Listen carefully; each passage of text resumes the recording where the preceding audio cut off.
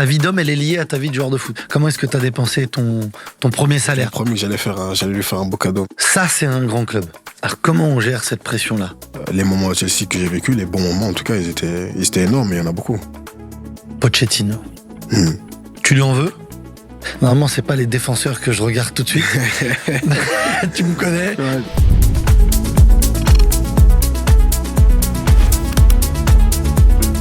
Bonjour à tous, bienvenue dans un nouvel épisode de Campo. N'oubliez pas de vous abonner, on a regardé les statistiques. Vous êtes beaucoup à nous regarder, mais vous n'êtes que 5% de ceux qui nous regardent à être abonnés. Donc abonnez-vous à Campo pour partager avec nous, donnez-nous votre avis, posez vos questions, réagissez, et notamment à l'épisode d'aujourd'hui, parce que je suis très heureux de partager ce moment dans Campo avec... Malang Sarr, 27 ans, depuis très peu, joueur du RC Lens actuellement. Mari, papa, frère, fils, cousin, ami. J'espère être un bon joueur et une bonne personne. Alors déjà, la première chose, notez bien, Malang Sarr, on ne dit pas le G. On ne dit pas le G, on ne prononce pas le G. Ouais, on ne prononce pas le G. On prononce pas le G, ouais. Malang Sarr. Malang, je savais que tu allais parler de ça, je t'assure. de l'homme, de la famille, de ce qu'il peut y avoir sur le terrain et en dehors du terrain.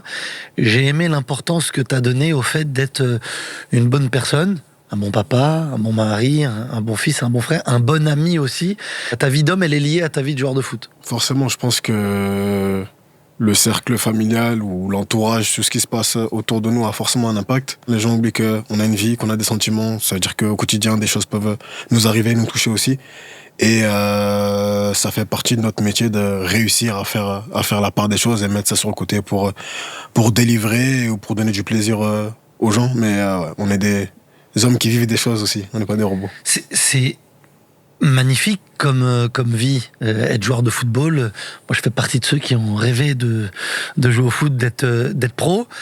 J'ai pas eu les croisés, c'était pas un problème de bus ou de malchance ou de non, c'était juste parce qu'à un moment j'ai pas réussi à faire ce métier-là.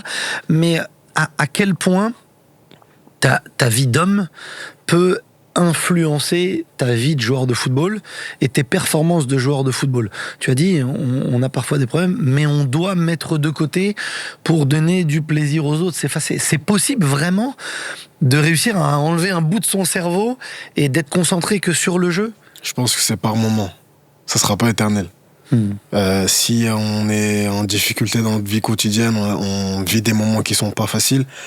Il suffit qu'il y ait un grain de sable ou une situation qui se passe pas forcément bien sur le terrain ou au travail et que ça peut réimpacter, ça peut influencer les choses et on peut tomber dans une spirale négative. Donc je pense que pour moi personnellement, ces deux choses-là sont liées. J'ai besoin que ma famille se sente bien, que mes proches aillent bien et c'est mon devoir prioritaire, on va dire, pour que je puisse après être épanoui et bien faire mon travail sur le terrain.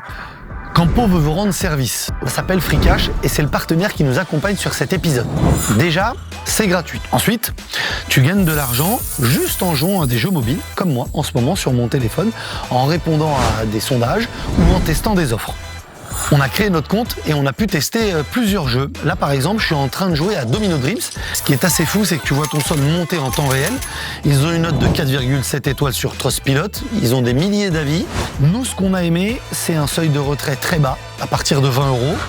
Il y a des paiements rapides et plusieurs options possibles. Le PayPal ou les cartes cadeaux. Et si tu fais des achats in-app dans un jeu, tu peux même récupérer du cashback via Freecash. Franchement, c'est le genre de truc que tu peux lancer en regardant un match, dans le train ou entre deux épisodes de Campo. Si vous voulez tester, on vous a mis un lien en description. Vous recevez 5 € de bonus après votre première offre. Testez, dites-nous combien vous avez réussi à gagner. Plus vous jouez sur la durée, plus vous gagnez. Et maintenant, retour à l'épisode. Merci encore à Freecash, notre partenaire. On sent, tu parles de mission, de poids, tout est lié, évidemment. À quel point, quand tu signes le contrat pro, tu penses à côté? Pour être honnête avec à quel âge tu signes ton contrat pro, ton premier contrat pro? Je signe tardivement. Parce que tu commences à jouer à 17 ans. Parce que j'ai joué super tôt. Tu commences à jouer à 17 ans, ton premier match en Ligue 1. Ouais, c'est ça, 17 ans, saison 2016-2017, je crois. Et je pense qu'à la fin de l'année civile de cette saison-là, donc fin 2016, je commence à avoir des discussions avec le club et on signe le contrat pro à ce moment-là. Et là, tu te dis quoi? Quand tu le signes, à quoi tu penses? La réalité, c'est que j'ai j'ai beaucoup souffert pour ça. J'ai traversé beaucoup de choses. À ce moment-là, j'ai dépensé pour mon père parce que c'était son rêve. Et ça, on m'a jamais vraiment posé la question là-dessus, mais on a souffert pendant quelques temps de ça. J'étais très jeune moi aussi, donc quand il est quand il est décédé, tu vois. Donc j'avais à peine 13 ans. 13 ans, j'allais avoir 14 ans. Et j'ai eu à avoir ce déclic-là aussi, tu vois. J'ai pas eu vraiment d'enfance parce que c'était pas facile, tout simplement. Je vais pas rentrer dans les détails, mais c'était pas facile. Donc il fallait aussi réussir pour lui et il fallait réussir pour la famille. Donc à ce moment-là, je pense à ma mère, à mes frères, à lui aussi, parce qu'il a sacrifié beaucoup de choses pour que je puisse arriver à ce niveau-là. Et il avait conscience de mes qualités, il le savait peut-être plus que moi. Donc j'ai vraiment compris à ce moment-là tout le travail qu'il a mis en place, toutes les choses qu'il avait essayé de m'inculquer pour arriver au niveau. Et à ce moment-là, tu penses à ça, tu penses à lui, tu penses à il tout aimait ce le qu'il foot. fait. Il aimait. Il venait te regarder. Il venait regarder tous les C'était quel matchs. papa quand il venait au stade? Le papa dur? Ouais, papa dur mais silencieux. Je pense que je l'ai jamais entendu dans les tribunes me parler ou me dire quoi que ce soit. Et je pense qu'il m'a vraiment félicité devant tout le monde une fois ou deux. Mais t'avais dû être bon. Hein. J'avais été bon. Je me souviens, c'était un beau tournoi, un tournoi international. J'avais fini meilleur joueur et je pense que c'est ça qu'il avait fait agir de cette manière-là, parce que c'était quelqu'un de très réservé, très froid, mais assez juste dans ses critiques, tu vois. Donc ça m'a permis de me construire en tant que joueur et d'être exigeant automatiquement. Et j'ai réussi à passer ce cap-là. Et je pense que c'est ce détail-là, cet aspect-là que j'ai changé, qui m'a permis à peine 3 ans après, d'être professionnel. Comment t'as dépensé ton premier salaire? J'aime bien poser cette question. T'es jeune. Alors, t'as pas encore 18 ans quand tu signes Si, tu as 18 ans quand tu signes ton contrat pro, mais il y avait les discussions avant. Ouais. Tu te rends compte que tu joues ton premier match pro, t'as même pas le permis, tu peux même pas aller en voiture à l'école, au foot, au match. Qu'est-ce qui t'emmenait? Mon frère qui m'emmenait à tous les entraînements quasiment.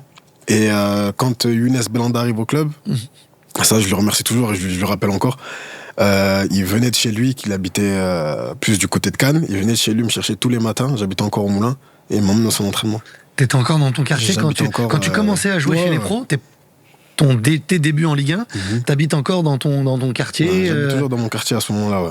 J'ai pas encore déménagé et je me rappelle que Younes venait me chercher tous les matins de chez lui au centre d'entraînement, et il me ramenait au club, et même chose pour le retour, et ça je n'oublierai jamais. Je l'avais promis un jour, j'ai dit que j'allais lui acheter une voiture, j'ai toujours pas acheté d'ailleurs, mais je lui avais promis que j'allais lui faire un beau cadeau. Mais sur ça je suis reconnaissant, et d'avoir des grands frères comme ça à tes débuts, c'est quelque chose qui te facilite aussi les choses. Comment est-ce que tu as dépensé ton premier salaire?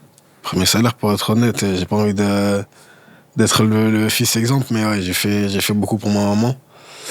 Et j'ai fait en sorte qu'on puisse sortir aussi du quartier, quitter le domicile familial et s'installer dans un endroit un peu plus tranquille, parce que ça commençait à être un peu plus difficile de vivre là-bas avec les enfants qui attendaient en bas de la maison tout le temps, donc c'était compliqué. Et puis après j'ai acheté une voiture pour la famille, une voiture pour me faire plaisir, elle m'a fait plaisir, mais j'ai acheté pour la famille. Tu te rappelles de ton premier salaire? Ouais, je pense. Combien? Premier salaire à Nice, c'était j'avais eu un beau salaire pour un jeune joueur. Mon premier contrat, c'était je pense que c'était 40 000 €, quelque chose. Alors j'insiste dessus parce qu'on se rend pas compte de la somme, mais surtout de la somme à cet âge-là. Ouais. Je pense que beaucoup feraient comme toi pour la famille, que ce soit dans un milieu modeste ou pas. Vraiment, tout le monde y penserait évidemment. Je me dis à quel point moi ma tête elle aurait tourné si à 18 ans, j'avais gagné cet argent-là. C'est pour ça que je donne jamais de leçons. Bien sûr. Je pense pas j'aurais fait n'importe quoi de manière négative, mais la notion de l'argent, comment on garde ça? Comment toi, t'as réussi à rester lucide? Je rappelle, à 18 ans, à 18 ans, 40 000 € en un mois. Mais le problème, c'est que on n'en parle pas beaucoup, mais l'éducation financière là-dessus, c'est compliqué. T'étais pas accompagné? J'étais accompagné, heureusement, j'avais une famille autour de moi qui m'aidait. À cette époque-là, j'avais un agent, j'avais déjà commencé à mettre en place quelque chose. Mais personnellement, ne pas avoir l'éducation financière parce que tu n'as jamais eu d'argent, ça peut faire tourner la tête à plein de gens. C'est la réalité. Et c'est pour ça que je souhaite vraiment que les jeunes d'aujourd'hui cherchent à s'entourer, parce que ça peut faire des dégâts. Et il y a certains joueurs, et j'en connais plein, qui ont commencé une carrière sur les bases de joueurs qui aujourd'hui sont des très bons joueurs de Ligue 1 avec ce type de salaire-là, et qui s'en sortent pas aujourd'hui. Il y en a qui ont arrêté le foot, ou il y en a qui sont en difficulté aujourd'hui.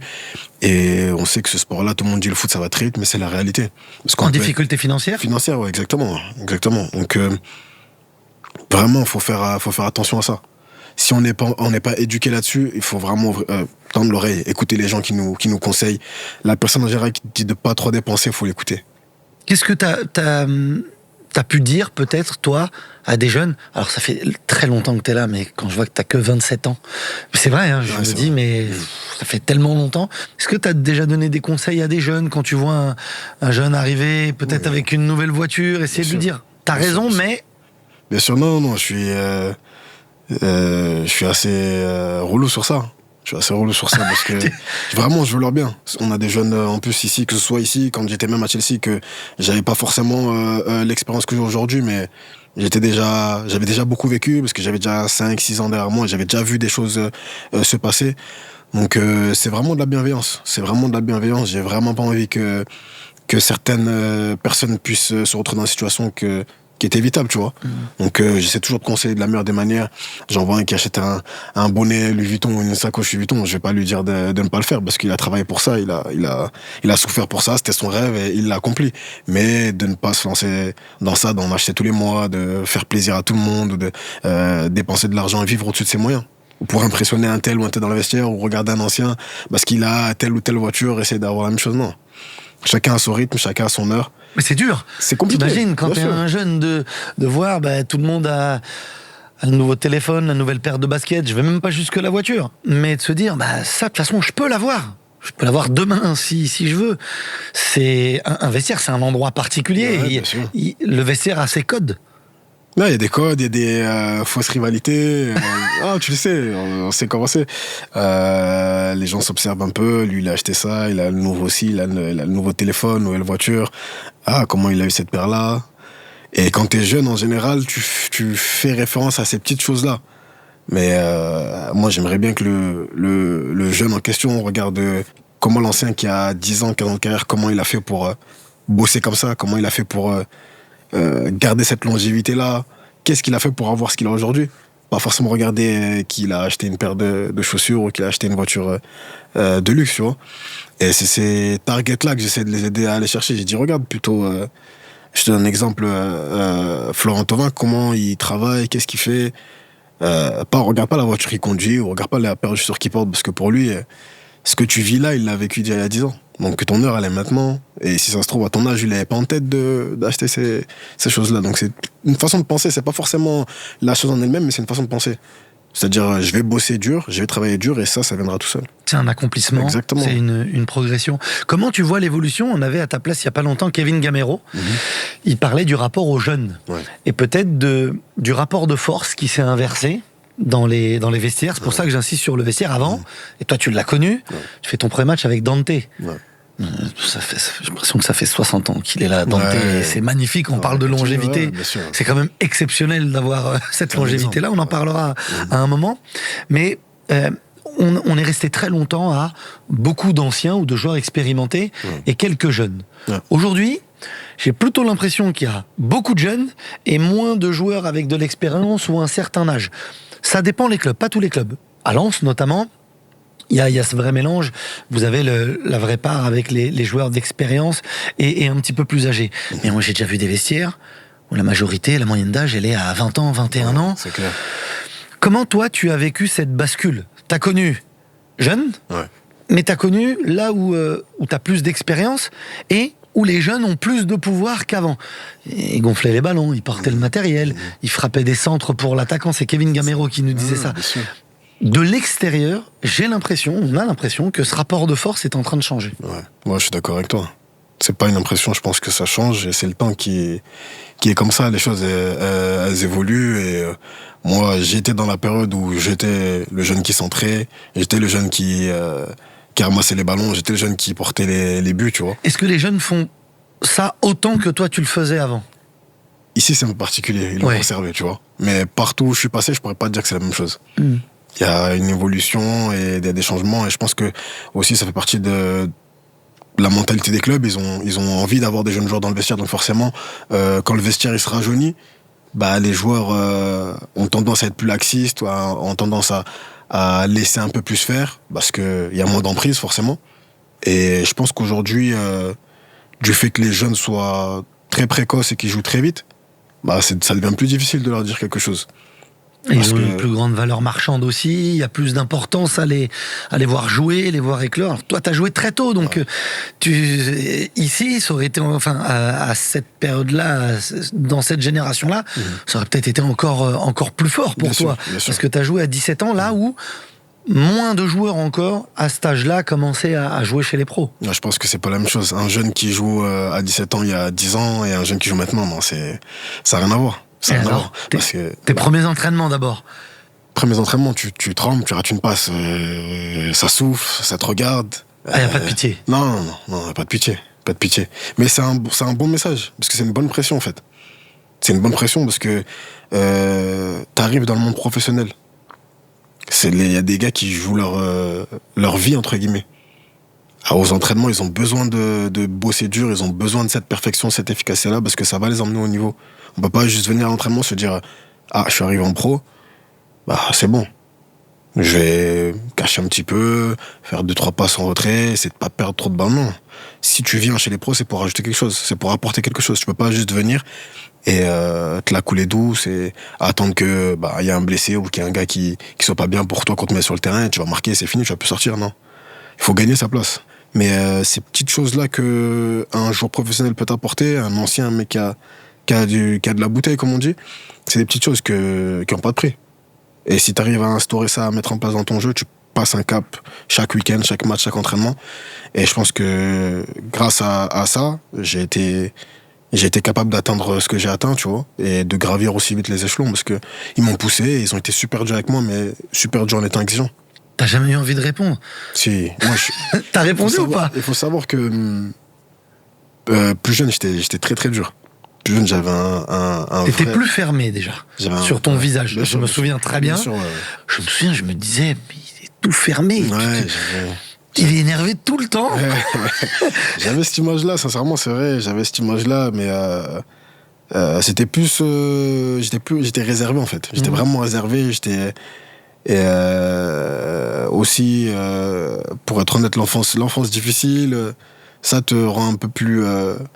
Tu crées cette carapace, tu crées cette chose-là que tu veux protéger ou que tu veux pas trop laisser les gens entrer. Et je pense que de l'extérieur, c'était vu comme quelqu'un de fermé, quelqu'un de assez dur, etc. Tu vois. Qu'est-ce qui t'a adouci?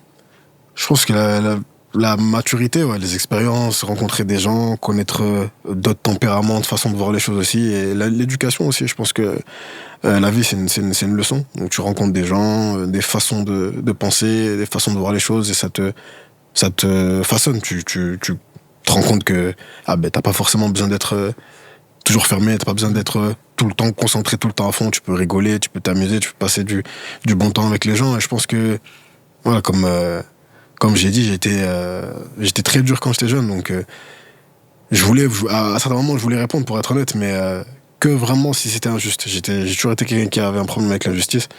Et c'est les seuls moments où j'avais envie de répondre. Après, quand... Et t'as répondu déjà? Quand t'as senti une injustice? Ouais, j'ai déjà répondu. Même jeune? Ouais, jeune. J'ai déjà Sur quel moment, quel sujet?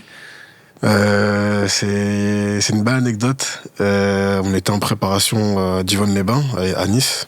Et je rentrais dans le groupe pro, je venais de commencer. Et on était une après-midi libre. On avait beaucoup bossé, une après-midi libre. On joue, dans le gymnase, on joue au basket.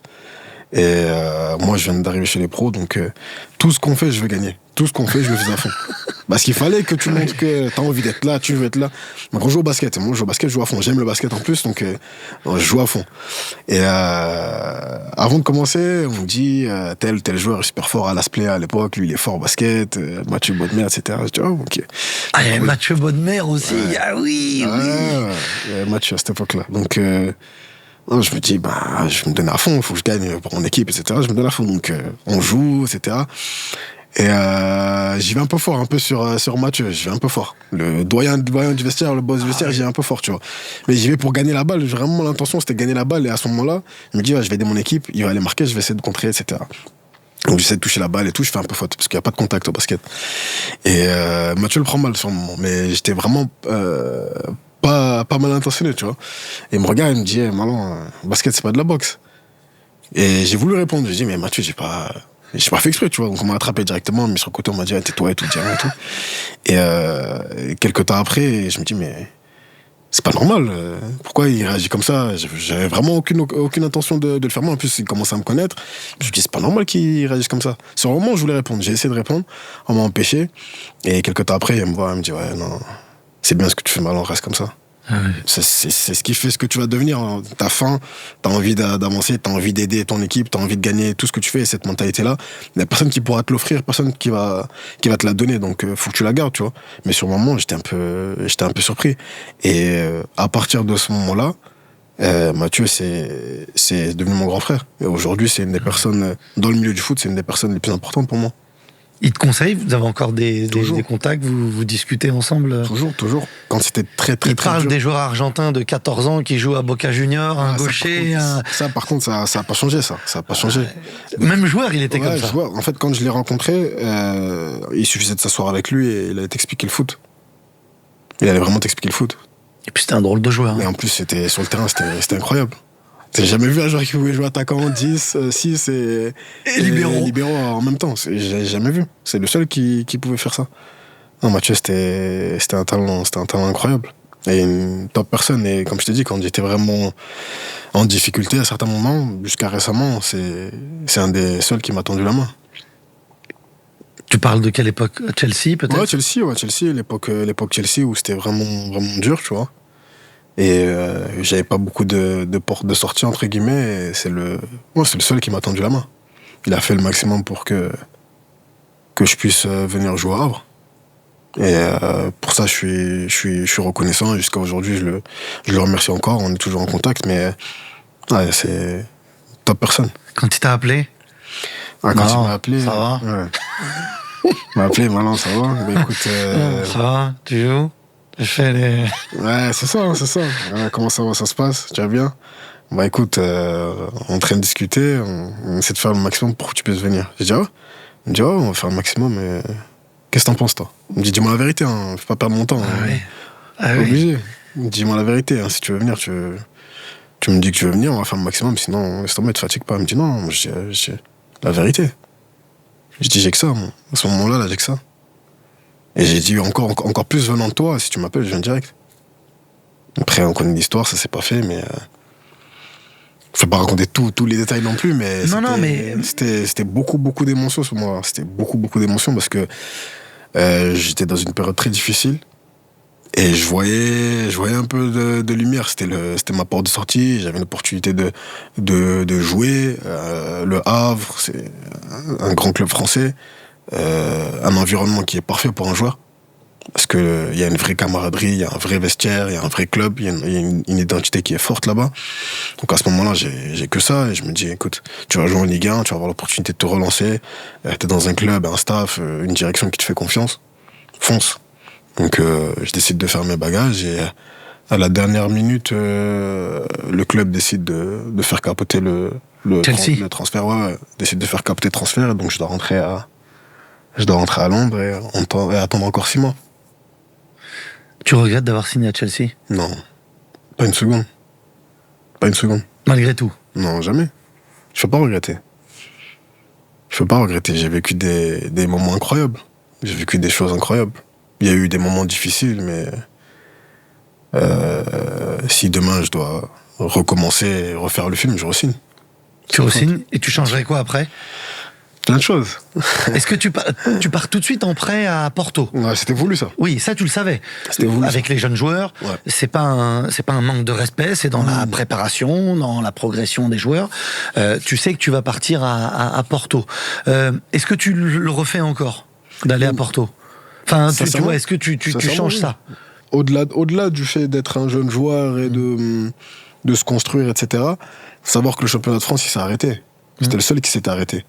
Donc la première ligue au moment de la pandémie avec le Covid, oui. Ça veut dire que t'as la première ligue qui a repris, t'as tous les autres championnats qui ont repris. Il y a que nous qui avait fini le championnat, donc on est au mois de mars à ce moment-là quand ça se finit. Donc de mars à fin août-septembre quand je signe à Chelsea, j'ai pas joué. Ouais. Et j'étais en fin de contrat avec Nice, donc je m'entraînais tout seul pendant 6 mois. Donc moi personnellement, je me suis dit que quand mon agent m'a présenté l'opportunité de venir à Chelsea, et je lui dis sincèrement, y aller de suite, c'est pas la meilleure des idées, mais c'est une opportunité qu'on doit avoir en tête. Et je lui dis pourquoi pas signer là-bas et être prêté dans la foulée directement. Parce que si on est prêté dans la foulée, on peut jouer, on peut avoir du temps de jeu, on peut retrouver des jambes, je peux m'aguerrir, etc. Même si je découvre un autre championnat, c'est bien pour moi pour avoir un step avant de retourner en première ligue. Donc je signe à Chelsea et l'idée leur parle et ils sont complètement d'accord là-dessus. Ils disent par contre, il faut que ce soit un club de tel standing.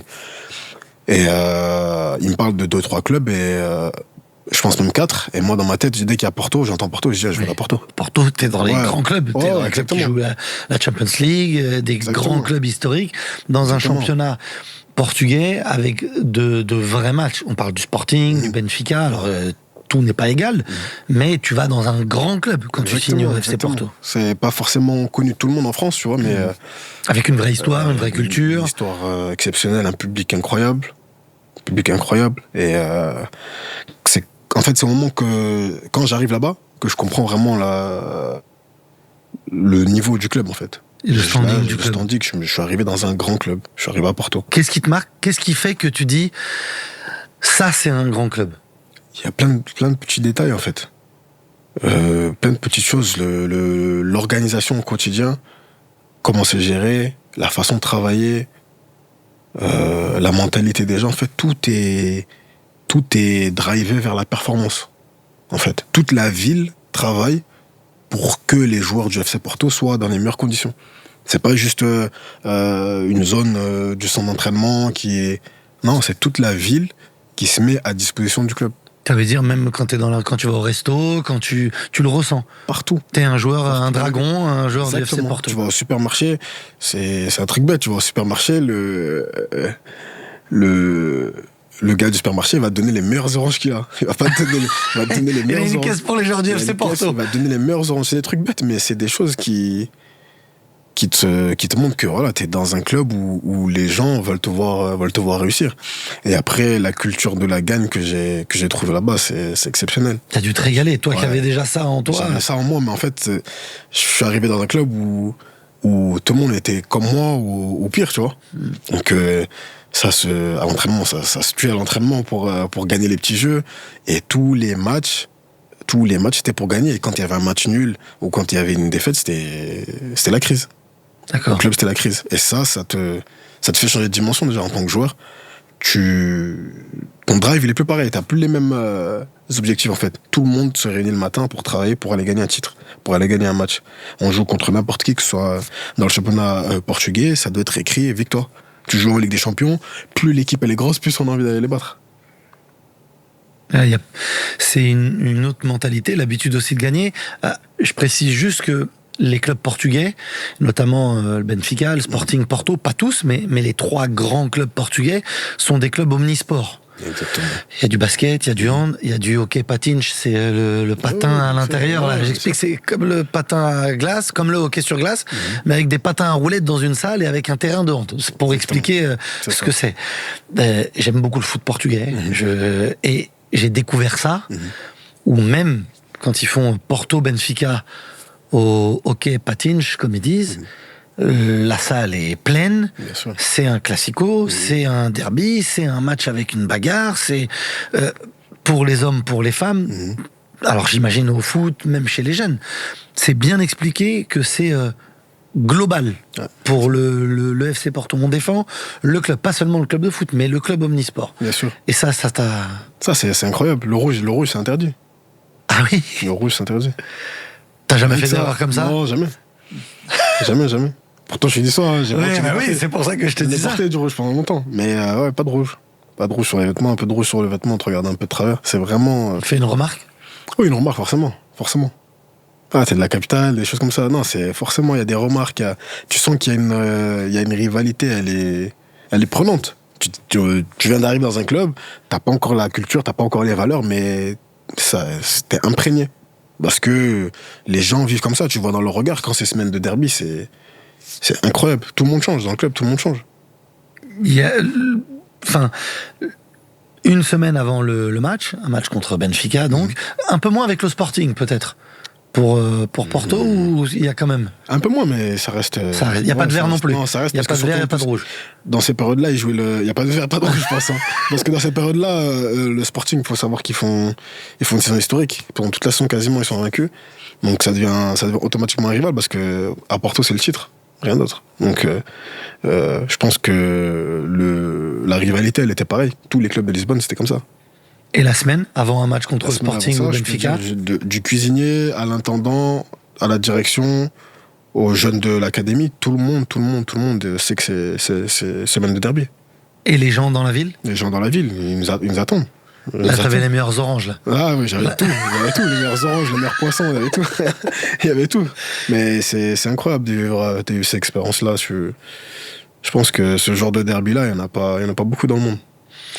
Ta carrière est déjà longue, mais on rappelle, t'as seulement 27 ans au moment où on se rencontre. Quel est déjà, dans cette longue carrière, ça fait plus de 10 ans, quel a été le moment le plus fort pour toi? Un moment positif ou un moment négatif? Sans les débuts, t'as rien. Sans les débuts, il n'y a pas de milieu, il n'y a pas de fin. Donc les débuts années, je pense que c'est le moment le plus fort, pour être honnête. J'ai travaillé longtemps pour y arriver, et quand ça arrive devant toi, quand c'est la consécration, ben, tu peux pas l'oublier, en fait. Tu peux pas l'oublier, et je pense que c'est une image qui me suit jusqu'à aujourd'hui. Ouais, Malang Sarr, c'est le joueur qui a marqué lors de son premier match. Et la veille, je l'avais déjà dit ça, mais la veille, on tire un coup de pied arrêté, Mika Seri, et on reste tous les deux jusqu'à la fin à tirer le même coup de pied arrêté. Et il centre et je marque au deuxième poteau, pareil. Au même endroit du terrain et tout, exactement la même chose, parce que la veille de match, on l'a fait à l'Alliance. Vous répétez dans le même but? Même but. Centre au deuxième poteau, la veille de match, on l'a fait à l'Alliance, même but, tout. Et tu répètes la même course, lui la même frappe. En plus, tu parlais tout à l'heure des très bons joueurs. Ouais. Jean-Michel Seri, au niveau des pieds, ouais. C'était un très bon milieu de terrain récupérateur, gros volume. Ouais, c'est un artiste. Quand il avait voilà. C'est pas celui dont on a le plus parlé quand il était à Nice. Hein. Ça, c'est le football qui est comme ça. Mika Seri, c'est un artiste. Et il te dépose le ballon là où il doit le déposer. En fait, quand je vois la faute arriver, à ce moment-là, je suis excité. Je vois la faute arriver, l'endroit de la faute. Je me dis, mais non, c'est pas possible. C'est là. Il y a quelque chose. Ouais, c'est là. Je savais déjà. Quand le ballon tombe là-bas, je savais déjà. Donc tu t'es en défense. Ouais. Tu montes. Je monte. Tout le trajet quand tu montes. Ouais, le trajet quand tu montes. T'as un regard vers Seri ou pas? Bien sûr. On se regarde et il me fait assise. Et à partir de là, t'as 10 secondes où tu te souviens plus. Parce qu'il y a plein de bruit, le bruit tu l'entends plus. Et après, le stade il explose, tu vois. C'était une période en plus compliquée pour la ville, pour la France. Donc, ouais, c'était un moment plein d'émotions. On est juste après le 14 juillet, ouais. Et l'attentat sur la promenade des Anglais. Tu te rends compte de tout ce qui se réunit dans l'émotion. Et là, pour le coup, je pense plus à toi, personnellement, moi, de tout ce que tu nous as raconté déjà depuis le début, ton premier match pro, ton but, là dans ta tête ou dans ton ventre, dans tes tripes. Ouais, je pense que j'ai pas depuis ressenti une émotion comme ça, tu vois. À ce moment-là, j'ai pas... Sur le terrain, j'ai pas ressenti une émotion comme ça, parce que c'est un symbole, en fait. C'est un symbole, il y a tout qui se goupille autour. Je suis un enfant de la ville. J'ai vécu à Nice, j'ai connu des gens qui sont partis dans ces événements aussi, tu vois, donc ça, il y a un tout qui fait une explosion d'émotions qui c'est pas vraiment descriptible à ce moment-là. J'ai l'euphorie, je suis content, je suis soulagé, je me fais un film, je suis en train de courir, j'ai un film dans ma tête de tout ce que j'ai vécu. Qu'est-ce que tu vois? C'est quoi les images? Toutes les années au centre de formation où tu souffres, je vois ma famille, je vois mon père, forcément. Toutes ces images-là qui défilent, en fait, tout ce que tu as fait pour arriver à ce moment-là. Je suis un peu rabat-joie, mais c'est que le début au final. C'est là où c'est dur pour les joueurs de foot, c'est que il Il n'y a rien qui est fait, c'est grandiose à notre échelle à nous, d'amateurs, mais dans la carrière d'un joueur de foot, c'est un point de bascule, parce que c'est le premier match et premier but, donc c'est merveilleux, mais au final, c'est rien. C'est rien. C'est là où je redis encore une fois à quel point ça peut être dur. C'est rien, parce que si tu fais rien derrière, t'es juste un souvenir. T'es juste un but marqué, un joueur formé en club qui a marqué un but, etc. Mais si tu fais rien derrière, il y a pas de sens. C'est le plus dur. À ce moment-là, c'est le plus dur qui commence. Et quand t'es jeune, tu le sais pas forcément, mais c'est le plus dur qui commence à ce moment-là. Parce que t'as mis ton nom sur la carte. Les gens vont te regarder maintenant. Et c'est être, il a commencé à 17 ans, il est jeune, il est précoce, etc. Il a marqué. Qu'est-ce qu'il va faire maintenant? Donc tous les week-ends, t'es scruté. Tous les week-ends, on t'attend. On te regarde, t'es coéquipé maintenant. T'es plus un jeune, t'es rentré dans la catégorie des grands, là, ça y est. T'as joué, t'as marqué. T'as voulu boxer avec les poids lourds, maintenant t'es avec nous, il faut montrer, tu vois. Donc tous les week-ends maintenant on t'attend, tu joues tous les 3 jours on t'attend, donc c'est une pression supplémentaire qui s'installe à ce moment-là, parce que tu as prouvé que t'étais capable d'être là, mais à toi de perdurer. Alors comment on gère cette pression-là? Jeune ou moins jeune? Je pense qu'il faut trouver sa routine, il faut trouver sa stabilité, comme je t'ai dit avant. Pour être un bon joueur, il faut avoir un entourage qui est sain, qui va bien. Après, il y a des joueurs qui arrivent à faire la part des choses, mais je pense que c'est difficile, pour être honnête.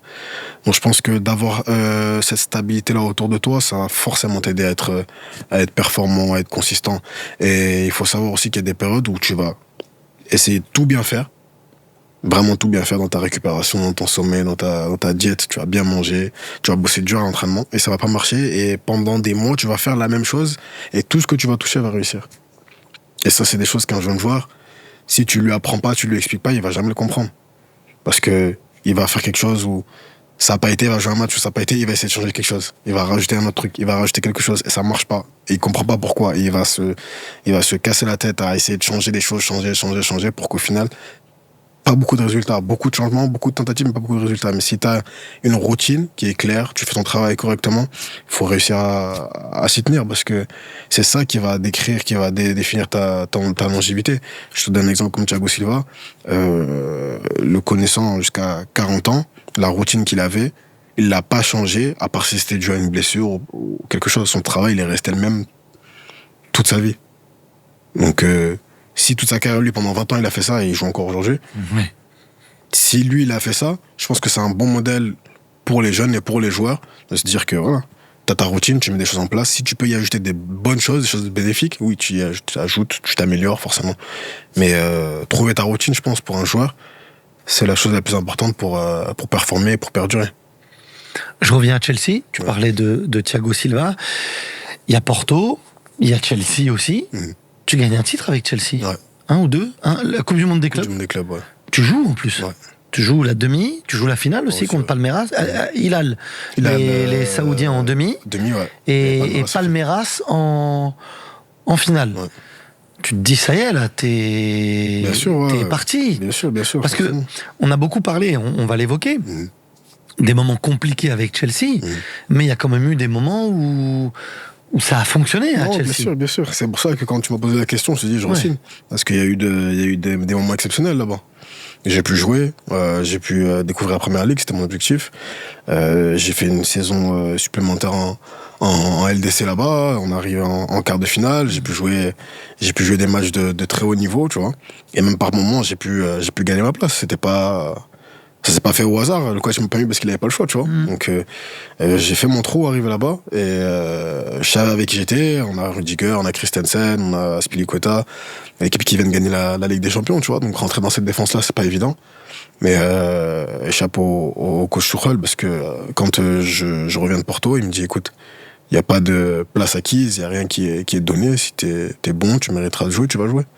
Donc à partir du moment où il m'a dit ça, j'ai plus de soucis à me faire, j'ai juste bossé dur à l'entraînement, et je vais voir ce que ça va donner, tu vois. Donc à partir du moment où j'ai fait ça, et il a su qu'il pouvait compter sur moi, que j'allais m'arracher, que j'allais me battre tous les jours, et que j'avais le potentiel pour jouer dans cette équipe-là. Donc au fur et à mesure, la confiance elle s'est installée, et j'ai pu jouer beaucoup de matchs, tu vois. Donc quand t'as des saisons qui a des 65 matchs, 70 matchs, tu joues sur toutes les compétitions, forcément tu te retrouves à avoir beaucoup de temps de jeu, tu vois. Et c'est une expérience qui était incroyable, parce que j'ai vécu ce que je voulais vivre. Après, Ça s'est arrêté plus vite que prévu pour d'autres raisons, mais les moments à Chelsea que j'ai vécu, les bons moments en tout cas, ils étaient énormes, et il y en a beaucoup. Pour quelle raison, du coup, ça s'est arrêté ? Ça s'est arrêté parce que j'ai absolument voulu aller à Monaco, en prêt. Parce que je sortais d'une saison où j'avais 30-35 matchs, et j'aspirais à jouer plus pour pouvoir revenir à Chelsea et être encore plus performant.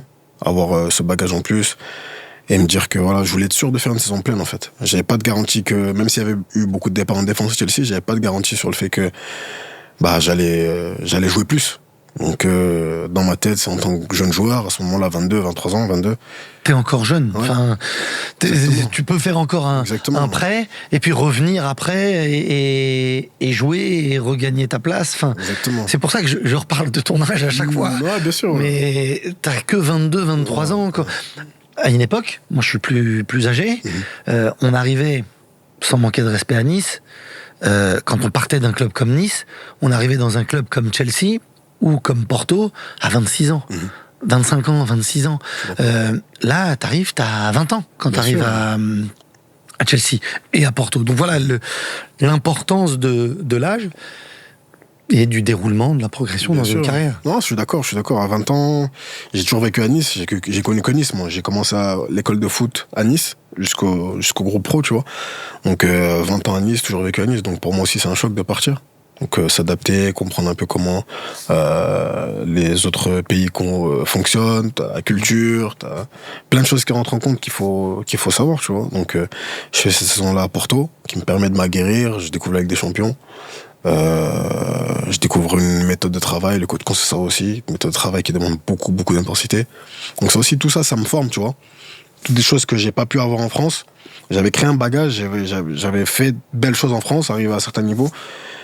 Mais partir à l'étranger, je pense que c'était la meilleure expérience pour moi, parce que j'arrive à me développer, j'arrive à changer des choses, mon corps change, ma façon de travailler change aussi. Parce que les Portugais, on les connaît, on sait qu'ils travaillent beaucoup. Et le coach Conceição, j'arrive là-bas, je pense que ça a été une bonne chose pour moi d'avoir ce coach-là, parce que c'est un coach qui demande beaucoup d'engagement, beaucoup d'intensité. Et voilà, tu vois, d'abord... Qui se met en colère. Souvent, mais... Tu l'as vu se mettre en grosse colère, enfin j'imagine. Bien sûr, ouais, bien sûr. C'est quoi la plus grosse colère que t'as vue de lui? Il y en a eu. Sincèrement, je saurais pas te dire une en particulier, mais il y en a eu. Parce il vit les matchs, quoi. Exactement. Sur le terrain et dans le vestiaire. Il a soif de gagner, il a cette mentalité de la gagne qui est incroyable. Et moi, j'étais trop jeune pour le voir, donc quand je l'ai eu comme quoi, je suis allé voir, en fait, le joueur. C'était la même chose. Une pile électrique, toujours. Joueur offensif. En plus, ouais. Tu vois, il était bon, tu vois. C'était pas bon. Il fait demi-finale de l'Euro 2000. Exactement. Il a pas de chance, il est à droite au Portugal, donc il est à gauche avec les Arazu et Zizou. Exactement. Donc il est sur toutes les vidéos, quand il combine tous les deux. Et tout, bien sûr, il a pas de chance sur ce coup-là. Mais c'était un top joueur. À la Lazio aussi. C'était un très grand joueur. Bien sûr. Grande carrière, mais moi j'étais un peu jeune, donc je pouvais pas forcément savoir ça. Mais la mentalité du coach, c'était la mentalité du joueur avant, tu vois. Donc c'est légitime pour lui de demander ce qu'il faisait lui en tant que joueur, il le demande à ses joueurs, tu vois. Donc vivre ça, c'était une top expérience. Et après... T'aimes ça? Ouais, franchement, ça m'a changé. Ça m'a changé, vraiment, j'avais besoin de ça, moi. Ça m'a changé. Sincèrement, ça m'a changé dans ma mentalité, dans ma façon de voir les choses, d'appréhender les matchs et de jouer aussi, tu vois. Ça m'a permis d'avancer en tant que joueur, de découvrir une autre palette, ajouter quelque chose à mon jeu. Et après, il y a la saison où je rentre à Chelsea, que je viens de t'expliquer. Et après cette saison-là, j'insiste du coup pour aller à Monaco. Il y a Monaco qui me contacte. C'est toi qui insistes? J'insiste parce que le coach Tuchel me dit écoute, tu partais d'une saison où tu n'allais pas forcément beaucoup jouer, regarde le nombre de matchs que tu as joué au final. Reste. Je pense que c'est la meilleure des choses à faire pour toi. Reste. Lui, il veut que tu restes. Ouais. Je pense que c'est la meilleure des choses à faire. Reste. Comme on avait commencé la saison dernière, tu n'étais pas parti pour jouer beaucoup. Au final, tu as joué beaucoup de matchs. Je pense que tu devrais rester. Après, si tu veux vraiment partir, on verra, mais tu partiras. Donc, il me dit ça, je lui reparle une fois ou deux, il me dit qu'au final, non, je pourrais pas partir. Et là, il veut toujours pas que tu partes. Pour l'instant, non, il veut pas que je parte. Et là, pour l'instant, je suis à Chelsea, je reste à Chelsea. Donc, on finit la préparation, etc. Et il y a Monaco qui insiste. Et à ce moment-là, Monaco se préparait à jouer au tour préliminaire pour la LDC. Donc, dans ma tête, c'est si je dois être amené à partir à Monaco, je vais être disponible pour les aider au moins pour jouer le barrage. Je sais que si je suis pas dans la liste pour jouer le premier match, je pourrais pas jouer le match retour non plus. Donc, dans ma tête, je vais tout faire pour y aller. Et au final, le coach me dit que je peux y aller, que je peux voyager. Donc, il donne l'autorisation, je vais faire ma visite médicale et je signe à l'AS Monaco. Mais au départ, c'était pas prévu comme ça. Donc, quand tu m'as demandé si je suis quelqu'un qui a pas de regrets, je vis pas avec des regrets. Mais quand tu me dis est-ce que tu aurais changé quelque chose si tu avais su ou pas su, c'est une des choses que j'aurais peut-être changé. Peut-être Monaco. Ouais. Surtout, et c'est là, je pense, le point le plus important, c'est que Tuchel, il te dit il te dit pas tu vas jouer, je compte sur toi ou quoi, mais il te dit regarde, tu ne devais pas jouer, t'as joué. Et puis t'as pas joué qu'un petit peu. Donc ouais, ça je le comprends. Tu vois, j'arrive à voir. Alors c'est peut-être plus facile aujourd'hui. Après, t'as pas été épargné par les blessures non plus dans des moments dans ta carrière. Donc ce point-là, tu vois, je le comprends autant quand tu me dis, j'ai pas regretté d'aller à Chelsea, parce que tu vas quand même à Chelsea, exactement. Qui est c'est un top club, une référence. Enfant, tu vois les Blues, mais tu peux que kiffer. T'es pile dans les années où tu vois Eden Hazard à Chelsea, où tu vois tous ces joueurs-là, Drogba avant. À partir de 2012, c'est les années où je commence vraiment à comprendre le foot. Et t'as des identités, des équipes qui te font plaisir à voir, que t'aimes bien. Et quand tu me parlais de Première Ligue, moi c'était directement Chelsea, tu vois. Donc quand je vois Chelsea qui veut me faire venir, moi je peux pas hésiter. Donc quand tu me dis est-ce que t'as quelque chose que t'aurais aimé changer, c'est pas tant le fait de rejoindre Monaco que j'aurais aimé changer, mais plutôt d'avoir écouté et d'être resté. C'est plus ça. On a parlé de Tuchel. Si je te dis le nom d'un entraîneur, Pochettino, tu lui en veux? Est-ce que je lui en veux? Lui en vouloir, c'est un grand mot. Est-ce que je lui en ai voulu? Oui. Aujourd'hui, non. Est-ce que je lui en ai voulu? Forcément. C'est la conférence de presse. Ouais. Où en est Malansar? Comptez-vous sur Malansar? Qui vous me parlez? Malansar, un joueur. Mais je connais pas ce joueur. Déjà, je trouve ça pas pro. Ouais. Mais là, maintenant, je parle humainement. Vous avez de l'orgueil quand même, le joueur de foot. Bien sûr. C'est un moteur. Souvent. Bien sûr. Ouais. Mais là, ouais. Non, sur le moment, j'allais tout casser sur le moment quand il dit ça. Parce que je sais ce qui se passe derrière moi. Il fait exprès? Oui. D'accord. Ismaël, toi, tu sais qu'il me connaît, c'est impossible qu'il ne me connaisse pas. Mais on est d'accord. Là maintenant, je me serais dit peut-être oui, vu qu'ils ont 99 joueurs sous contrat. Non, c'est même oublie ça. C'est un coach. Ouais. C'est un coach. Il regarde du foot. Ouais. T'es coach, tu connais tous les joueurs. T'aurais préféré qu'il dise je compte pas sur lui. Mais même au-delà de ça, il était en Première Ligue. Il a regardé la Première Ligue. Donc ça veut dire qu'il a regardé aucun match de Tottenham l'année d'avant. J'ai joué contre Tottenham, il a regardé aucun match, il me connaît pas. Je vais encore plus loin. 2019, il fait venir mon agent à Londres pour me convaincre de signer à Tottenham.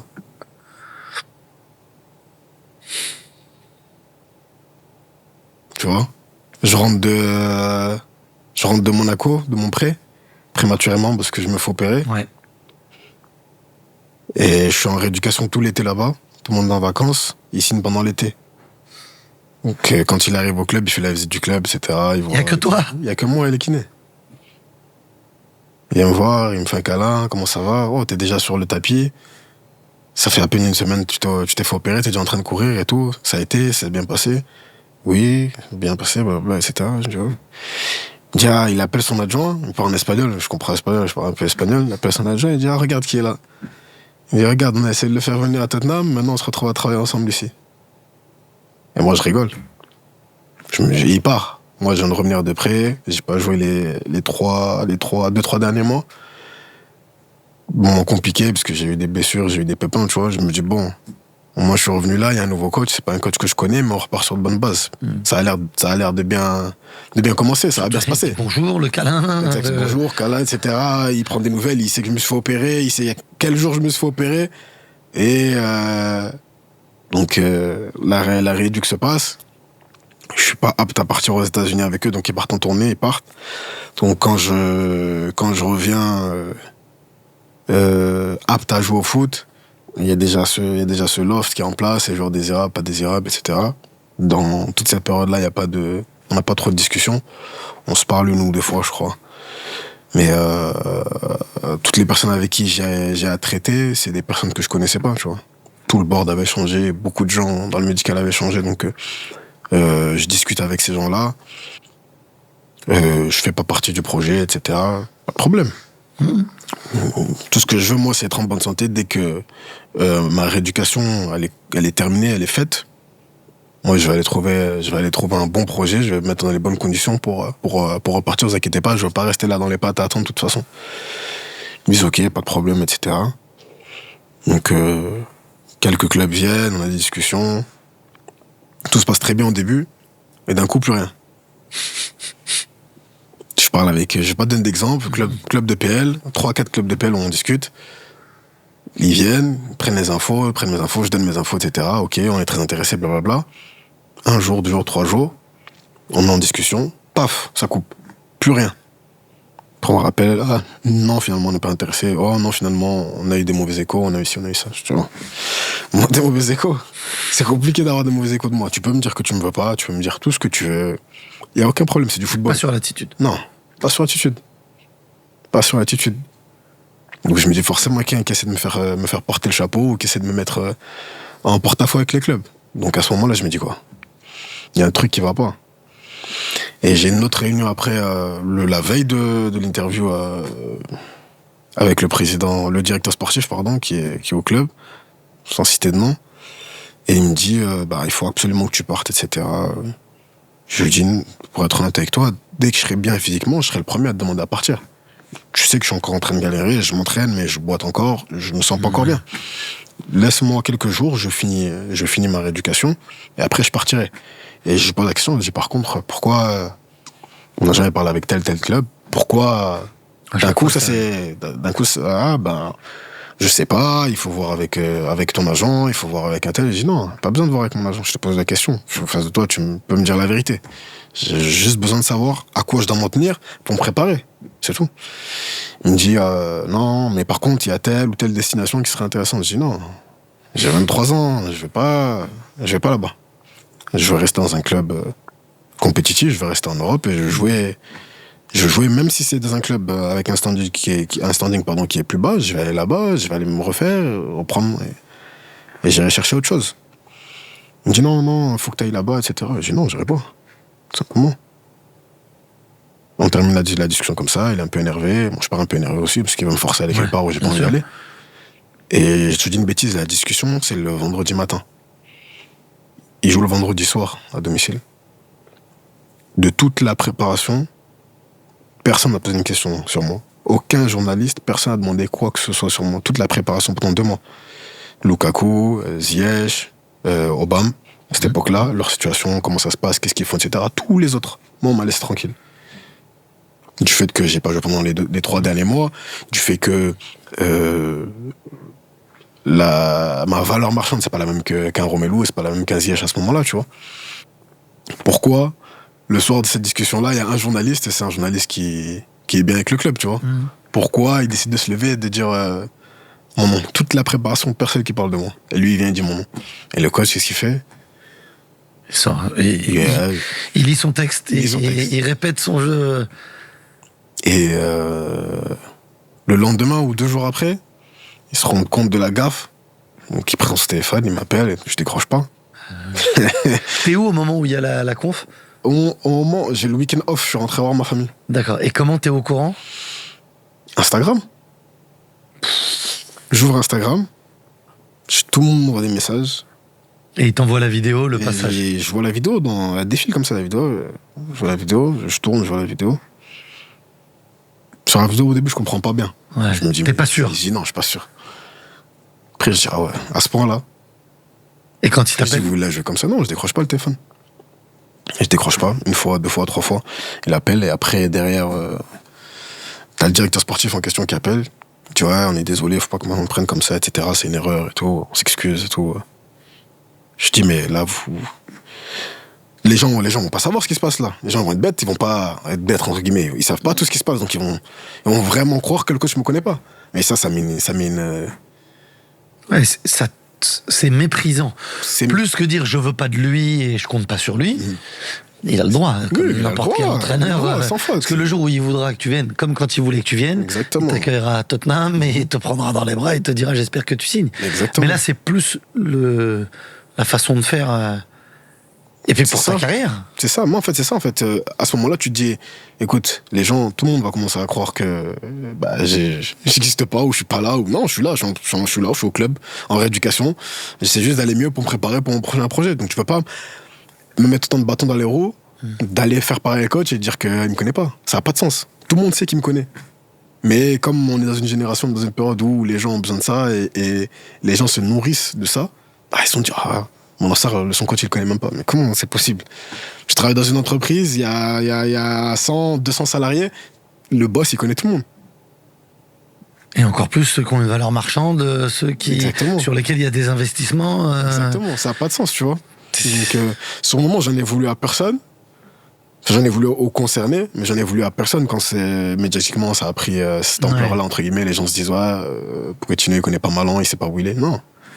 C'est faux. Réfléchis de mieux, tu sais que c'est faux. Mais encore une fois, c'est des choses que tu peux pas maîtriser. Donc, on avance, on vit avec, et voilà, après, ils ont présenté leurs excuses, il a demandé à me voir. On s'est pas vu au final, j'ai pas cherché à le voir, à discuter. Non, j'ai pas voulu. Le mal a été fait déjà. Surtout même le connaissant, lui, je pense que c'est pas une mauvaise personne à la base. Donc en tout cas, il a pas cette réputation-là. Je comprends pas l'idée derrière ça, en fait. C'est ça, en fait. Sur mon moment, en fait, ce qui me préoccupait plus, c'est pourquoi ils ont fait ça. Vraiment, est-ce que c'est vraiment pour faire ça, pour me mettre des bâtons dans les roues ou pour me mettre en difficulté? C'est la raison, en fait. Chercher la raison, expliquez-moi pourquoi ça arrivait, ça. Pourquoi vous êtes arrivé à ce point-là pour dégoûter un joueur, entre guillemets, ou le mettre en difficulté? Ça aurait pu pas te faire arrêter le foot, mais te couper les pattes. Non, j'ai toujours eu ce truc-là. J'ai jamais eu besoin d'entendre la vie extérieure pour me faire mon truc, tu vois. Et je pense qu'un joueur qui vit ma situation, il se relève pas si facilement, tu vois. Et la question, c'est comment t'as fait pour te relever? Ça n'a pas été simple. Non. Tu vois, aujourd'hui, on est à Lens, on voit ce beau blason derrière. Je me suis toujours posé la question, depuis ce début de saison, tu étais la saison d'avant aussi, déjà en 2024-2025, quand je vous ai commenté très vite dans la saison avec Lens. Je me rappelle du premier match contre Lyon. Je vous commente le deuxième match au Havre où vous gagnez. Et la question que je me pose moi très vite en voyant tes performances, tes très très très bonnes performances, c'est comment il s'est relevé. Je pars d'un premier truc où je me dis c'est l'orgueil. C'est pas forcément. Non mais tu vois, moi je me dis je connais beaucoup de gens orgueilleux, je le suis peut-être comme plein de gens, je me dis c'est à l'orgueil. Sauf qu'au foot ça suffit pas l'orgueil. Si ça suffisait, on serait plein à pouvoir être footballeur professionnel. Mais je me dis comment t'as fait pour retrouver ce niveau-là et peut-être même relancer la progression, puisque c'est mon avis à moi, je te trouve meilleur qu'avant encore. Il y a plein d'étapes. La première, quand on te fait vivre tout ça, c'est la patience. Parce que tu sais ce que tu vaux, tu sais où tu veux aller. Tu doutes pas, jamais tu te dis... Non. Il y a du doute qui s'installe. Du doute. Où est-ce que je vais aller? Qu'est-ce que je vais faire? Quand je vais pouvoir me sortir de cette situation-là? Quand je vais revenir? Forcément, quand tu joues, t'as dans ta tête, tu te dis, ouais, au moment où je vais rejouer, je vais être comme ça. Mais c'est pas la réalité. Il y a des étapes à franchir, il y a des choses à vivre, il y a des choses, ton corps doit se réhabituer au haut niveau, à l'intensité des matchs, des week-ends. Ton œil doit se réhabituer à voir le ballon vite, voir vite les adversaires, vite comprendre ce qui se passe. C'est toutes les choses-là qui se passent là-haut qu'il faut recommencer à faire, réhabituer ton corps, ton cerveau à l'intensité du haut niveau, tu vois. Mais ça commence par la patience au début. Parce qu'il faut être patient, tu sais pas quand ça va se finir en tous les cas, donc il faut être patient. Et la confiance en soi, parce que Dieu merci, j'en ai toujours eu beaucoup. Et je sais ce que je peux faire et ce que je peux pas faire. Et ça a vraiment été un truc qui m'a aidé dans ma vie aujourd'hui, parce que je suis capable de me regarder dans la glace, savoir ce que je peux faire, ce que je peux pas faire, là où je peux aller, là où je peux pas aller. Et c'est ce que tu as ressenti peut-être encore plus ce début de saison à Lens. Exactement. C'est quoi les discussions avec le coach? Tu vois, on a parlé de Tuchel, on a parlé de Pochettino. Pierre Sage est pas le plus démonstratif sur un bord de terrain. C'est un très très bon entraîneur, tactiquement. Mais je suis curieux de connaître son management hors des caméras, hors de ce qu'on peut voir sur le terrain. Et tu vois, je sais que ça te fait sourire. Oui. Ça me fait rire de voir, parce que c'est impossible qu'il n'y ait pas un truc qui ait pu se passer entre vous deux. Ça se sent, en fait. Ah, il est spécial. Il est spécial. Je pense que les gens ont envie de découvrir cette personne-là. Ils ont vraiment envie de savoir comment il est hors caméra, entre guillemets, parce qu'il a l'air froid, il a l'air vraiment toujours mesuré. Mais c'est une personne normale et c'est quelqu'un d'exceptionnel.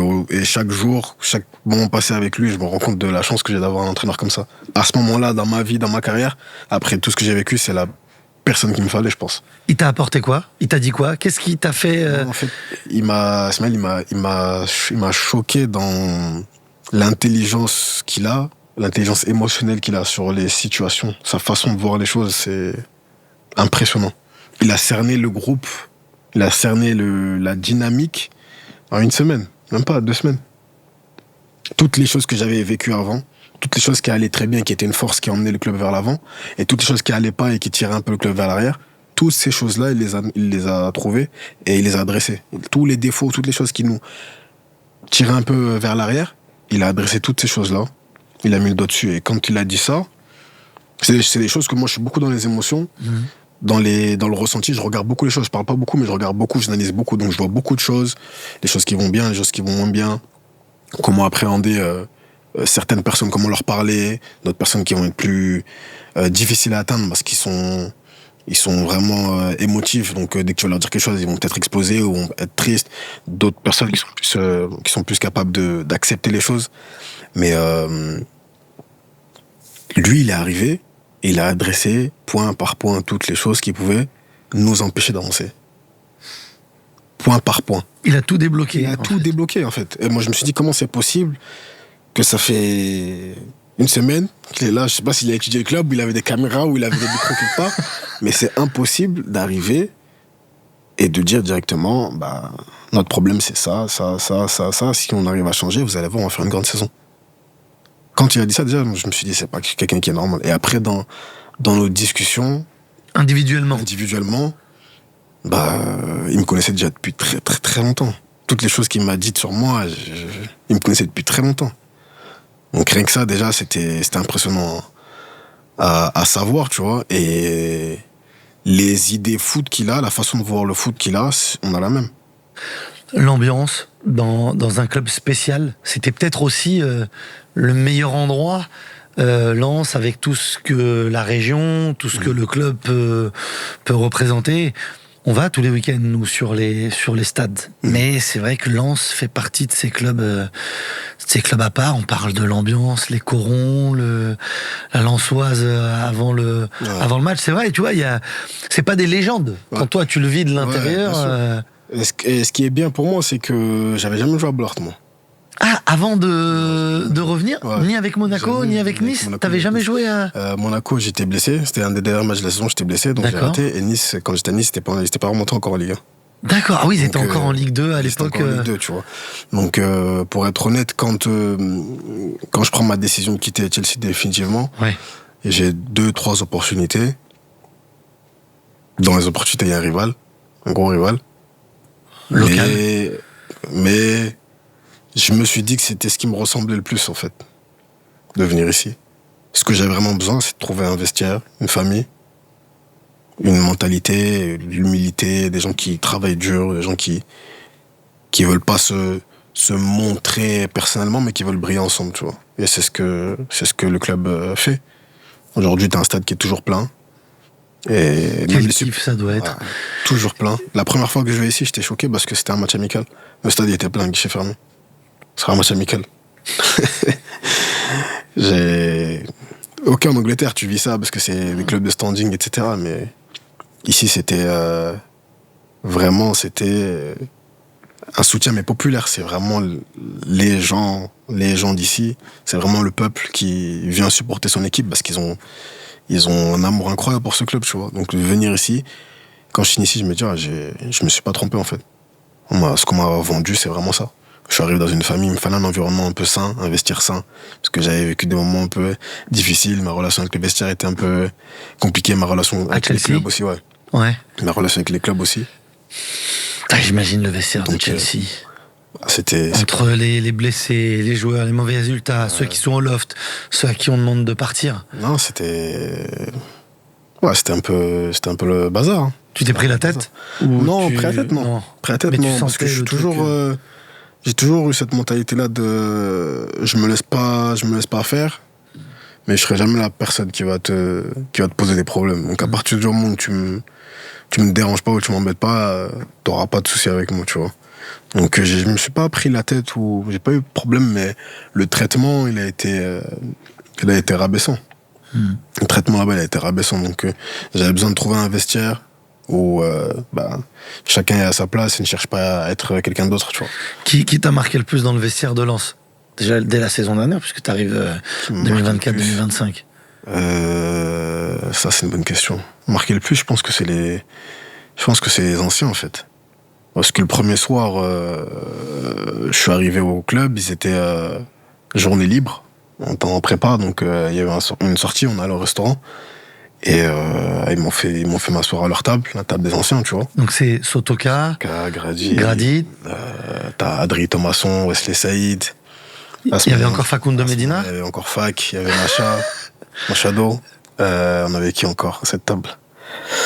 T'avais Brice Samba qui était encore là. Le groupe des anciens, le noyau d'ici. Et ils m'ont fait entrer dans le groupe comme si j'ai toujours été là, tu vois. Et la même chose pour tous les autres. Au moment où j'arrive, il y a Neil, et Lenaoui, il y a qui encore? Il y a David, Pierre d'Acosta, Sali, Sabou Samed et Aili Wahi, et je vois un groupe une bande de potes, en fait. Je me dis, mais c'est ça que j'avais besoin, en fait. Quand je sors de chez moi, je laisse ma famille et tout ce que j'aime à la maison, j'ai envie d'arriver dans un endroit où je suis content. J'ai envie d'arriver dans un endroit où les gens ont envie d'être là, on a envie de faire quelque chose et de tirer vers l'avant, tu vois. Ça n'a pas marché la saison dernière pour les raisons... On ne sait pas pour quelles raisons, c'est des choses qui arrivent. Il y a les aléas du sport aussi, mais c'est pas le vestiaire en tout cas. Mais c'était pas le vestiaire du tout, non. C'était pas le vestiaire du tout. Et quand tu retrouves Facundo Medina contre l'Olympique de Marseille, les images. Non, mais les gens qui connaissent pas Fac, qui me disent mais c'est pas normal ce qu'il fait, etc. Moi j'en rigole. Le connaissant. Quand tu le connais, tu sais. Je vais pas te dire que j'aime bien. Non, mais j'aime bien. Mais j'aime bien quand même. De l'extérieur. Et surtout te voir toi, parce que tu le connais quand tu lui enlèves la main. Mais il a ce côté. Ouais. Mais c'est un bon gars. Très bon gars. Mais oui. Bon gars. Mais il a besoin, je pense, de ça pour se galvaniser, pour entrer dans son match. Et ça lui fait monter un peu le sang et c'est là qu'il est le meilleur, tu vois. Mais non, il n'y a aucune animosité ou aucun problème. Enfin, que c'est... J'ai trouvé l'image mais autant drôle que... C'est marrant, ça me rappelait même, tu vois, une autre période du foot. Exactement. Moins aseptisé, moins... Exactement. Là, vous avez joué ensemble, il sait, il te connaît. Exactement. Je le vois un moment avec Flo Sotoka, pareil, tous les deux, comme ça. Tu vois, je sais que c'est sain. Bien sûr, c'est ça. En fait. C'est la chose qu'il faut retenir. Ouais. Aujourd'hui, on essaie de tout diaboliser. Non. C'est pour ça que je te dis, c'est une autre époque. Non. Si tu l'analyses avec du recul, bien sûr. Et puis un côté pour dédramatiser les choses, où vous n'allez pas à la guerre quand même. Non. Au contraire, je trouve ça kiffant bien sûr, et marrant de voir ce truc-là. Tu vois, il n'est pas venu les deux pieds en avant derrière toi. Non, c'est pas ce point-là. En plus, le pire, c'est que ça arrive avec les adversaires qu'on ne connaît pas. Quand il y a les corners, tout le monde se pousse, tout le monde se taquine, etc. Donc avec lui, sachant qu'il y a 6 mois, on était sur le terrain, on était en train de jouer à côté. Tu sais que forcément, c'est de la rigolade, tu vois. Il y a que de l'amitié dans ces choses-là. Mais voilà, Facundo, c'est un joueur qui a besoin de ça. Il se sent bien quand il fait ça, il est bon quand il fait ça. Et tu peux pas l'avoir dans ton équipe et être content qu'il fasse ça et qu'il essaie de faire péter les plans à l'adversaire. Et quand il est dans une autre équipe, t'es pas content parce qu'il l'a fait. Non, il est lui-même, il reste lui-même. J'aime bien vers la fin de l'épisode poser la question sur tes émotions, ton ressenti et les thèmes. C'est aussi pour ça qu'on veut recevoir les joueurs dans Campo. C'est rare qu'on ait des joueurs en activité. On est souvent avec des joueurs qui ont arrêté leur carrière récemment ou depuis un petit peu plus longtemps parce que ils ont le recul, la hauteur. Toi, tu as déjà cette hauteur parce que ça fait longtemps, cette expérience, des expériences positives et des expériences négatives, mais ce qui fait partie d'une carrière.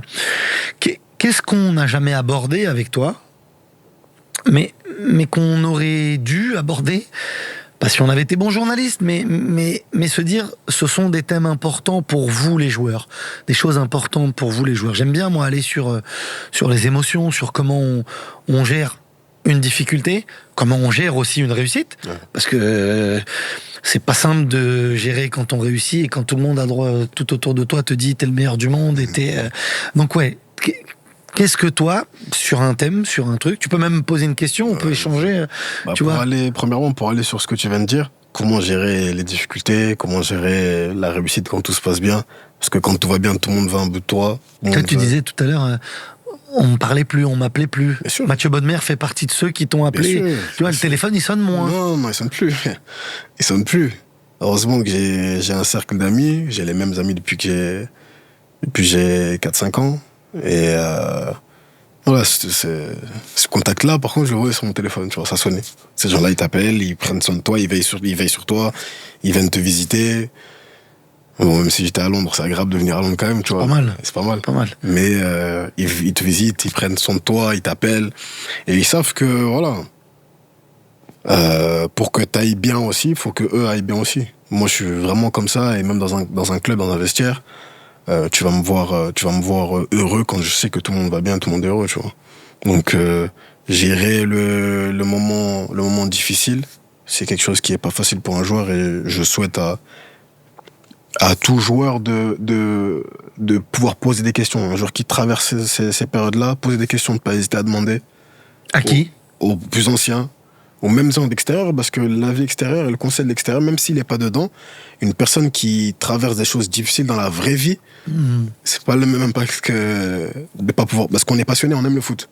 Quand on nous enlève ça, on a l'impression qu'on nous enlève un organe. On peut plus jouer, on n'est pas heureux, on n'est pas content, mais il y a des choses qui valent beaucoup plus que le football et ne pas jouer au foot. Donc, le conseil extérieur, par exemple, d'une personne qui vit des choses très difficiles, des épreuves très difficiles, la maladie, que ce soit la perte de son travail, la perte de son domicile même, ou vivre, des gens qui ont vécu des choses vraiment difficiles à accepter, ça peut te permettre de relativiser, premièrement, et ça te change ta vision des choses. Moi, à un moment donné, pour aussi passer cette période difficile, je me suis arrêté quelques secondes, j'ai regardé autour de moi, j'ai vu que tout le monde allait bien, ma femme, mes enfants, tout le monde avait le sourire, tout le monde se portait bien, j'étais en bonne santé, moi aussi personnellement, parce qu'il y a eu des périodes où j'étais pas forcément en bonne santé, c'était difficile à vivre aussi. Donc, s'arrêter parfois et compter un peu les bienfaits qu'on a, s'arrêter, penser vraiment les bienfaits qu'on a, on est en bonne santé, on a un toit sur la tête, on passe l'hiver au chaud, c'est des choses que on oublie parfois. Il faut avoir ces choses-là en tête. Et dans les périodes plus faciles où les choses te réussissent plus, vraiment garder toutes les choses qui t'ont fait traverser la période difficile. Qu'est-ce qui t'a donné de la force pour surmonter ce qui était difficile? Pourquoi tu te levais tous les matins? Parce que tu avais cette revanche à prendre, parce que tu avais envie de prouver que les gens se sont trompés. Bah, faut que tu aies la même envie, la même faim que tu avais dans la période difficile où plus personne te donnait de chance, où plus personne te parlait ou t'appelait ou mettait la lumière sur toi. Ben, c'est la même mentalité, la même dalle qu'il faut avoir. Et aujourd'hui, je suis content d'avoir pu garder depuis ces 3 dernières années la même méthode de travail. J'ai toujours les mêmes personnes autour de moi dans mon travail, que ce soit physique, dans ma prépa, que ce soit dans mes soins. J'ai toujours ce même cercle autour de moi pour continuer à progresser et gratter les petits pourcentages qui me feront grandir et être meilleur sur le terrain. Donc, d'avoir ça quand je jouais pas et quand c'était vraiment difficile, et de continuer à le conserver, je pense que c'est ça qui va faire la différence sur la longue durée. Puis après, je pense que faut essayer d'être une bonne personne, simplement. Parce que tu laisseras toujours un meilleur souvenir quand on sait que t'es une bonne personne. Parce qu'on oubliera vite que t'as été un très bon joueur ou un très très bon joueur. On verra peut-être des images, mais impacter les gens bien, je pense que c'est quelque chose qui a pas de prix. Et même si ça reste pas dans les images ou dans les écrits, ça restera dans le cœur et dans la tête des gens. Eh bien, merci Malan Merci d'avoir passé ce temps avec nous. De la discussion, on aime échanger à travers le foot, mais ce que vous ressentez, ce que vous vivez, c'était passionnant. Merci beaucoup. Merci à toi. Merci à toi. Continue de nous faire kiffer. Normalement, c'est pas les défenseurs que je regarde tout de suite. Tu me connais. Ouais, je sais. Mais c'est kiffant. Et encore plus quand tu parles de ces valeurs-là, de ces parcours. Moi, je pense aux plus jeunes qui regardent. C'est bien de montrer que c'est pas simple, c'est un métier fantastique. Ouais. Et c'est merveilleux. Mais voilà, c'est pas simple, il y a du travail et quand ça va moins bien, pas oublier d'essayer. Faut toujours essayer. C'est très dur, mais c'est faisable. Voilà, d'essayer de bien jouer, de se comporter du mieux possible. On fait pas toujours bien, mais c'est top. C'est gentil. Merci. Merci pour tout. Merci. À bientôt. Ciao.